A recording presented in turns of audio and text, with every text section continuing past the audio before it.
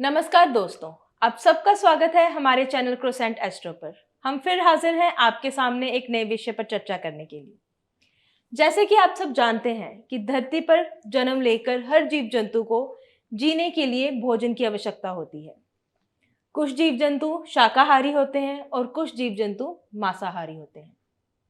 इंसान एक ऐसा प्राणी है जो शाकाहारी और मांसाहारी दोनों तरीके का भोजन खाकर जीवित रह सकता है। परंतु मेरा प्रश्न ये है कि क्या हमें मांसाहारी भोजन का सेवन करना चाहिए? तो आइए चर्चा करते हैं ऐसे ही एक विषय पर कि मांसाहारी भोजन वर्जित क्यों है। और इस विषय पर चर्चा करने के लिए हमारे साथ मौजूद हैं डॉक्टर राजवीर शास्त्री जी। स्वागत है शास्त्री जी हमारे इस कार्यक्रम में। धन्यवाद। तो शास्त्री जी, इसी विषय को लेकर हमारे और हमारे दर्शकों के आपसे कुछ सवाल हैं। हमारे दर्शकों को क्या आप ये बता सकते हैं कि मांस खाना वर्जित क्यों है? देखिए, हमारे शास्त्रों में लिखा गया है अहिंसा परमो धर्म। भाई किसी भी जीव को हमें कष्ट नहीं पहुंचाना है। यदि कोई मांसाहारी है, मांस का सेवन करता है, तो ये सुनिश्चित है कि वो मांस किसी न किसी जीव की हत्या से उसको प्राप्त होता है।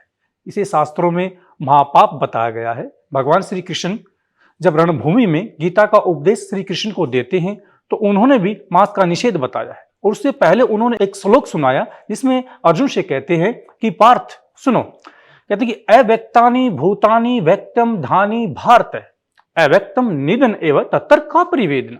भाई ये सुनिश्चित है कि अर्जुन, जन्म से पहले आप यहां नहीं थे। जब देवकी माता ने मुझे जन्म नहीं दिया, इस पृथ्वी पे मैं भी नहीं था। और जब हमारी मृत्यु हो जाएगी, इस धरती पे हम नहीं रहेंगे। हम तो केवल मध्य काल में ही पृथ्वी लोक पर आते हैं। परमपिता परमेश्वर ने प्रत्येक व्यक्ति के अंदर अलग अलग रूप से चाबी भर रखी है। चाबी किस प्रकार की? किसी की अवस्था 80 वर्ष की है, किसी की 50 वर्ष की है, किसी की 25 वर्ष की है। कुछ बेचारा जन्म लेकर दूसरे तीसरे दिन भी प्राणों को छोड़कर चला जाता है। ये क्या है? ये ईश्वर की भरी हुई चाबी है। क्योंकि हम जन्म से पहले भी धरती पे नहीं होते, मरने के बाद भी पृथ्वी लोक पर नहीं होते। हम केवल कर्म करने के लिए बीच में इस लोक के ऊपर आए हैं। ये हमारे अधीन है। और इसके पश्चात भी यदि आप मांसाहारी हो, कहते हैं एक व्यक्ति को जब अपना जीवन प्राप्त होता है तो 1,84 योनि का भ्रमण करने के बाद में मनु योनि प्राप्त होती है। ऋग्वेद में खुद लिखा गया है ऋषि मुनियों के द्वारा कि मनुर भाव। भाई आप कुछ मत बनिए, वो तो बाद की बात है। आप इंजीनियर बनोगे, आप आईएएस बनोगे, आप प्रोफेसर बनोगे, आपने क्या बनना है? मनुर भाव। सबसे पहले आप मनुष्य बनिए। और मानवता क्या है? अहिंसा परमो धर्म। किसी दूसरे जीव को कष्ट नहीं पहुंचाना है। तो श्री कृष्ण ने अर्जुन से कहा था भी जैसा खाए अन्न वैसा हो जाए मन। अगर हम अन्न के स्थान पर मांस खाएंगे, मांस का पता नहीं किस जीव के मांस का हम सेवन करते हैं। जिस जीव का जैसा भी मांस का आप खान करते हो, भक्षण करते हो, उसी जीव की भांति हमारी प्रवृत्ति हो जाएगी। गधे का जो मांस खाने वाले वो गधे जैसी प्रवृत्ति के हो जाएंगे। असुर का खाते हैं असुर जैसे हो जाएंगे। उनकी बुद्धि उस जीव जैसी हो जाती है। क्योंकि जैसा अन्न हमारे अंदर जाता वैसा ही हमारा मन रहता है। यदि हमें सात्विक भाव रखने हैं, अपने भाव को यदि शुद्ध रखना है, तो शाकाहारी ही हमें बनकर रहना चाहिए।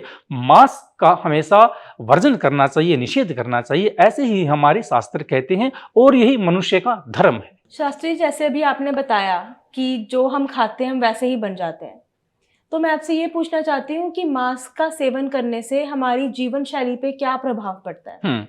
देखिए, यदि कोई व्यक्ति मांस का सेवन करता है नित्य कर्म में, तो उसकी जो व्यवहारिक प्रवृत्ति है उसके ऊपर बहुत ही ज्यादा प्रभाव पड़ेगा। सबसे पहले तो उसके जो भाव है वो नास्तिक भाव में परिवर्तित हो जाएंगे। आप उसको कितनी बार ही कहिए चलो मेरे साथ मंदिर में चलो, पर वो जाए तो होगा, लेकिन उसके जो भाव हैं वो परमात्मा को नहीं समझ पाएंगे और ईश्वर भी उसको अपने पास नहीं आने देगा। अर्थात वो नास्तिक होना शुरू हो जाएगा। जब व्यक्ति नास्तिक होता है, परमात्मा से दूर होता है, तो उसके अंदर अपनों के प्रति सम्मान भी नहीं रहता है। अर्थात उसके मन पे इतना प्रभाव पड़ता है, उसके स्वभाव परिवर्तन होना शुरू हो जाता है। अर्थात जिस प्रकार से उसकी बोलचाल का व्यवहार होगा वो भी श्रेष्ठ नहीं होगा। अर्थात कुछ छोटी मोटी बातों के भी ऊपर उसको तनाव महसूस होगा, जल्दी जल्दी उसको क्रोध आना शुरू हो जाएगा। अर्थात समाज में उसका व्यवहार बिगड़ना शुरू हो जाता है, जिसका उसके मानसिक और सामाजिक व्यक्तित्व के ऊपर बहुत ही ज्यादा गलत प्रभाव पड़ता है। अर्थात इसलिए मांस का सेवन नहीं करना चाहिए। शास्त्री जी, कुछ समय पहले आपने शास्त्रों की बात करी, तो मैं आपसे ये जानना चाहती हूँ कि शास्त्रों में मांस के सेवन के बारे में क्या मान्यता है? हिंदू धर्म के अंतर्गत सबसे पहले इसी चीज का निषेध किया गया है कि भाई मांस का सेवन नहीं करना चाहिए। परंतु भारतवर्ष में कुछ क्षेत्र ऐसे भी देखे जाते हैं जहां पर अन्न की प्राप्ति नहीं होती। दुर्लभता के कारण उन मनुष्यों को मांस का भक्षण करना भी पड़ता है। परंतु जहां पर अन्न की प्राप्ति है, क्योंकि अन्न ही सबसे श्रेष्ठ परमात्मा ने बनाया है, मन प्रत्येक व्यक्ति के लिए ईश्वर ने हर चीज का निर्माण कर दिया है। यदि उसने हमारे को पृथ्वी लोक पर जन्म दिया है, उसने हमारे साथ में उदर दिया है, तो इसके भरने का मार्ग भी दिया है।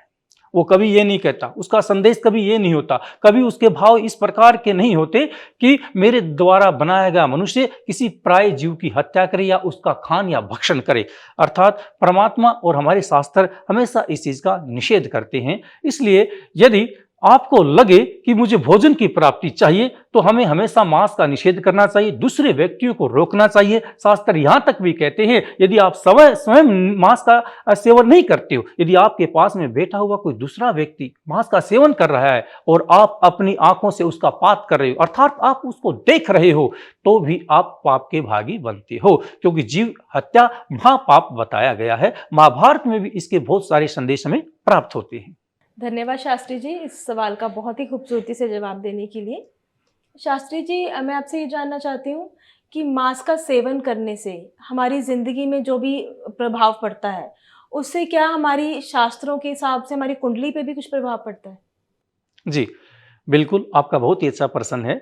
हमारी कुंडली के ऊपर उसका 100% प्रभाव पड़ता है।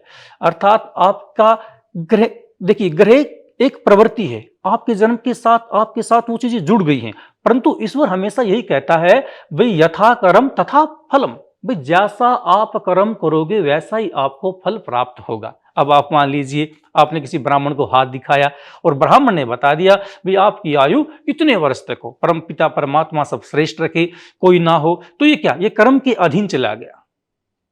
आदमी के जीवन में रोग भी आ जाते हैं, कोई दुर्घटनाग्रस्त भी हो जाता है, आयु मध्य में समाप्त हो जाती है। हम कहेंगे उस ब्राह्मण ने असत्य बोला, क्यों? कर्मों के अनुसार है। यदि अब कोई व्यक्ति ये कह दे कि मेरी आयु तो ब्राह्मण ने 100 वर्ष की बता दी और वो रेल की पटड़ी के ऊपर जाकर बैठ जाएगा, तो इसमें ब्राह्मण असत्य नहीं। आयु तो 100 की लेकर आया था, भाई आपने कर्म ठीक नहीं किया, इसलिए आपने उस आयु को समाप्त कर दिया। विश्वामित्र ऋषि कोई साधारण ऋषि नहीं थे, उस जमाने के माने हुए अयोध्या नगरी के, जिसको राजा दशरथ भी पूजता था, मां कौशल्या भी सम्मान करती थी, उस जमाने के महान ज्योतिष आचार्य थे, जो कि कुलगुरु थे श्री राम के। ये बड़ी परंपरा रही है। राजा दलीप हुए और राजा दलीप के पुत्र रघु हुए और रघु के पुत्र राजा अज हुए और अज के पुत्र राजा दशरथ हुए और राजा दशरथ के घर पर श्री रामचंद्र ने जन्म लिया। फिर लव कुश और ये बेला चलती है। 29 राजाओं का वर्ण हमें रामायण में अर्थात रघुवंश महाकाव्य में प्राप्त होता है। अग्निवर्ण इस परंपरा के अंतिम राजा हुए हैं। अर्थात कहने का अभिप्राय यह है कि रामायण जैसे शास्त्र से लेकर और हमारे आधुनिक जितने भी संस्कृत के शास्त्र या काव्य लिखे जा रहे हैं, वो सभी इस चीज का निषेध करते हैं कि मनुष्य को मांसाहारी नहीं होना चाहिए। उसके व्यक्तित्व और सामाजिक वातावरण पे, उसके आकर्षण के ऊपर बहुत ही ज्यादा बुरा प्रभाव पड़ता है। धन्यवाद शास्त्री जी। शास्त्री जी, जैसे आपने कुछ समय पहले हमें ये बताया कि हम जैसा खाते हैं वैसा बन जाते हैं, हमारी जीवन शैली पे इसका काफ़ी असर पड़ता है। तो हमारे दर्शक आपसे ये जानना चाहते हैं कि क्या मांस का सेवन करने से हमारे शारीरिक और मानसिकता में क्या क्या फ़र्क आ सकता है और क्या हमें कठिनाइयों का सामना करना पड़ता है? देखिए, डिप्रेशन जैसी बीमारियां मांस खाने वाले व्यक्ति को होती हैं। हृदय आघात, कैंसर जैसे रोग मांसाहारी व्यक्तियों के होते हैं। प्लेग जैसी बीमारियों की चर्चा आपने सुनी होगी। बहुत सारी ऐसी बीमारियां हैं जो मांसाहारी व्यक्ति को ज़्यादा जल्दी पकड़ती है, उसका ज़्यादा प्रभाव डालती हैं। अभी भी गत वर्ष हमारे भारतवर्ष में अर्थात पूरे विश्व ने कोरोना जैसी महामारी का सामना किया। उसमें भी यही बताया गया हमारे डॉक्टरों ने, जो व्यक्ति ज़्यादा मांसाहारी थे उन व्यक्तियों को कोरोना जैसे वायरस ने जल्दी पकड़ा है। अर्थात उन लोगों को रोग होने की ज्यादा संभावना होती है, अर्थात उनकी बीमारी जल्दी पकड़ लेती है। इसलिए उनके शारीरिक स्वास्थ्य के ऊपर मांस खाने का बहुत ही बुरा प्रभाव पड़ता है। इसलिए इस चीज का उन्होंने परहेज करना चाहिए। दूसरी बात, यदि आप सामाजिक हो, यदि आप समाज में बैठने वाले हो, यदि आप किसी शुद्ध या शाकाहारी व्यक्ति के घर पर जाते हो, तो वहां आपके व्यक्तित्व के ऊपर बुरा प्रभाव पड़ता है। सामान्यतः हम देखा जाए, यदि आप पारिवारिक हो, मान लीजिए कि आप पूरे घर में आप अकेले ही व्यक्ति मांसाहारी हो, यदि आपके आसपास में छोटे बहन भाई हैं, यदि आपके बच्चे हैं, उनके ऊपर भी आपके गलत संस्कार उनके ऊपर भी जाते हैं, वो भी निर्भय हो जाएंगे, उनके अंदर भी किसी प्रकार का डर नहीं रहेगा, क्योंकि ईश्वर के द्वारा बनाया गया प्रत्येक जीव संरक्षित है, चाहे वो सांप भी हो, वो कितना भी खतरनाक जीव क्यों ना हो, लेकिन हम उसकी रक्षा करते हैं। उसकी हत्या करने का अधिकार हमें नहीं दिया गया किसी न किसी प्रकार से, क्योंकि प्रत्येक जीव का कर्म है। हमने मान लिया कि ये जीव तो अच्छा नहीं है, चलो इसको मार देते, नहीं नहीं, हमारा अधिकार नहीं कि दीवार पर चलने वाली चींटी को भी हम मारें। परंतु कई बार मनुष्य के हाथ से ऐसे कर्म घटित भी हो जाते, क्योंकि हमारे जीवन में दो ही कर्म चलते, पाप और पुण्य। ये दोनों कर्म, प्रत्येक कर्म के साथ ये दोनों चीजें जुड़ी हुई। अब आप देख लीजिए, एक किसान जब खेती करता है, अपने खेत के अंदर जब वो जोतने के लिए जाता है, तो अनेकों कीड़े निकलकर भूमि के ऊपर आ जाते हैं। जब आप देखोगे, जब वो ट्रैक्टर के द्वारा या अपने बैलों के द्वारा खेत को खोद कर आगे लेकर जाता है, और जो पीछे कीड़े निकलते हैं, उनके पीछे बहुत सारे बुगले आ जाते हैं और वो उनको खाना शुरू कर देते हैं। एक तो क्या किसान ने पाप कर दिया, पाप क्या किया, इतने जीवों को उस खेत में आराम करे, विश्राम करे, उनको उजाड़ दिया, उनको बाहर निकाल दिया, उनको परेशान किया, और दूसरी तरफ वो बुगले बेचारे काफी समय से भूखे बैठे थे, उनके पेट को भर दिया। एक क्या, एक पुण्य, एक पाप। अब देखिए, जब फसल थोड़ी सी बड़ी होने लग जाती है, वो क्या करता है, उसके अंदर स्प्रे करता है, दवाइयां डालता है, अनेक कीटनाशक दवाइयां डालता है, जिससे अनेकों जीव, छोटे मचे मच्छर, कितने जीवों की हत्या हो जाती है। हम सोचते कितना उसने पाप कर दिया। अब क्या होता है, जब उसकी फसल पककर तैयार हो जाती है, बड़ी बड़ी सरटियां आ जाती हैं, अनेकों पंछी चिड़ियां, अनेकों जीव जंतु वहां पर आते हैं और उस दाने के साथ अपना भोजन करना शुरू कर देते हैं। कोई मक्की खाता है, कोई बाजरा खाता है, कोई ज्वार खाता है, कोई गेहूं खाता है, सब उसके अंदर भोजन करते हैं। अब क्या हुआ, उस किसान को पुण्य मिलना शुरू हो गया। प्रत्येक कर्म इसी प्रकार से, कहीं हमें पाप होता है, फिर हमें पुण्य की प्राप्ति होती है। परंतु ये कर्म सर्वदा निषेध है, इस कर्म में केवल हम पाप के भागी होंगे। ये कर्म मांसाहारी व्यक्तियों के लिए सर्वदा त्याज्य है। शास्त्र यहां तक भी कहता है, यदि कोई व्यक्ति मांसाहारी है और वो अपने हाथ से दान करता है, वो सोचता है कि मैं दान करूंगा तो मेरा कल्याण हो जाएगा, मांसाहारी व्यक्ति के द्वारा किया गया दान देवता भी समर्पित नहीं करते, अर्थात उसको उस दान का फल नहीं मिलता है। दान के लिए भी शाकाहारी और सात्विक मन और भाव का होना अति आवश्यक है। जी शुक्रिया शास्त्री जी। शास्त्री जी, जैसे हमारा जो भोजन होता है, हमारा अन्न होता है, उनकी जो देवी है अन्नपूर्णा देवी, तो मैं ये जानना चाहती हूँ कि अगर हम मांस का सेवन करते हैं तो अन्नपूर्णा माता नाराज हो सकती हैं? देखिए, ये हिंदू धर्म हमारी सनातन पद्धति है, बड़ी प्राचीन है। इसके अंदर सबसे बड़ी विशेषता क्या है, हमने प्रत्येक जीव को, प्रकृति को, वनस्पति को धर्म से जोड़ लिया है, अर्थात उसको संरक्षित करने के लिए। ऐसा बताया जाता, प्राचीन काल में पीपल के वृक्ष कम होते थे, हमने उसको देवता का स्थान देकर संरक्षित किया और आज तक पीपल के पेड़ों को पूजा जाता है। गाय को हमने देवता स्थापित, 33 करोड़ देवी देवताओं का निवास गौ माता के अंदर बताया गया है। प्रत्येक जीव को हमने संरक्षित करने की कोशिश की है। क्यों?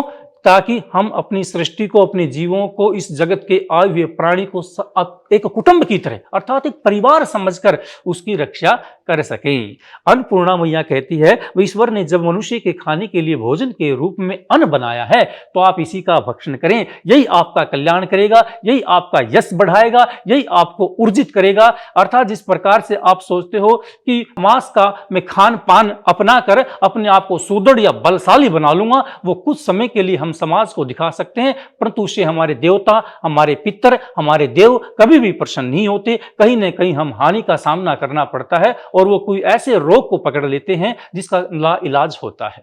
इसलिए सर्वदा इसका निषेध करना चाहिए। जहां जिसकी अन्नपूर्णा माता रुष्ट हो जाती है, अर्थात उस व्यक्ति के जीवन में ऐसा समय भी आ सकता है, जो आज मांसाहारी स्वयं को मानता है, कि उसको एक अन्न का दाना मिलना भी दुर्लभ हो जाए। क्योंकि जिस दिन हमारा मां के गर्भ से जन्म होता है, उसी दिन परमपिता परमात्मा ने हमारे हिस्से में प्रत्येक चीज को लिख दिया है। यदि यह मान लिया जाए कि एक व्यक्ति के जीवन में 50 क्विंटल जल लिख दिया, एक जीवन में 50, अगर हम सोचते हैं कि हमने 1.5 बाल्टी से तो मैंने स्नान कर लिया है, चलो कुछ ठंडक हो जाए, थोड़ा पानी और चलाने दूं, तो आप निश्चित कर लेना आप अपने 1.5 क्विंटल भविष्य में उस पानी को कम कर रहे हो सकता जीवन में एक ऐसा समय भी आ जाए, वृद्ध अवस्था में हम किसी चारपाई पर खड़े हुए किसी से पानी मांग रहे हो और हमें कोई पानी ना पिलाए। क्यों? अपने कर्मों की भूमिका हम भूल नहीं सकते। बहुत सारे व्यक्ति ऐसे देखते होंगे, मैंने माता ने अन्नपूर्णा मैया को तैयार करके भोजन की थाली आपके सामने स्थापित कर दी, और व्यक्ति कई बार क्रोध अवस्था में होता है, कहता आपने ये नहीं बना, इसमें नमक ज्यादा कर दिया, और वो उस खाने को ठुकरा देते हैं। वो कहीं ना कहीं पाप के भागी बनते हैं। ऐसा नहीं करना चाहिए, अन्न का सम्मान करना चाहिए। यदि आपको मंत्र नहीं आता तो उस थाली में जो आपकी माता ने, आपकी बहन ने, आपकी पत्नी ने आपके सामने स्थापित करी है, उसको हाथ जोड़कर जल को प्रणाम कर आपको भोजन को ग्रहण करना चाहिए, चाहे वो किसी भी प्रकार का बना हुआ। यदि आपके अंदर नकारात्मक ऊर्जा उस भोजन के प्रति उत्पन्न होगी तो वो भोजन कभी भी आपके अंदर शक्ति पैदा नहीं करेगा, अर्थात वो पेट में जाकर आपको पीड़ा ही देगा, आपका कल्याण नहीं कर सकता। अर्थात सात्विक भाव होना बहुत जरूरी है, तभी अन्नपूर्णा मैया हमारी प्रसन्न होती है और वो भोजन हमारे लिए कल्याणकारी सिद्ध होता है। शास्त्री जी, जैसे हमने कुछ समय पहले बात की कि कई जगहें ऐसी है जहाँ पर अन्न की प्राप्ति लोगों को नहीं हो पाती है, तो वहाँ पर वो मजबूर है कि उनको मांस का सेवन करना पड़ता है, और कई लोगों के पास अन्न होता भी है फिर भी वो मांस का सेवन करते हैं। तो मेरा आखिरी आपसे ये प्रश्न है कि क्या हमें मांस का सेवन करना चाहिए? इस सृष्टि के ऊपर 3 तरह के भाव के व्यक्ति होते हैं।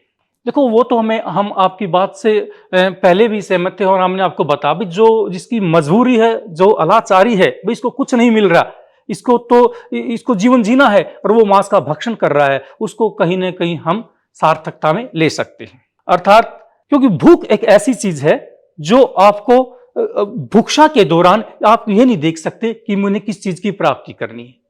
अर्थात वो व्यक्ति जो मजबूरी के वश में, जहां उसको अन्न नहीं मिला, वो एक सार्थकता, हम उसको एक विषय को अलग प्रकार से स्थापित कर लेते हैं, रख लेते हैं।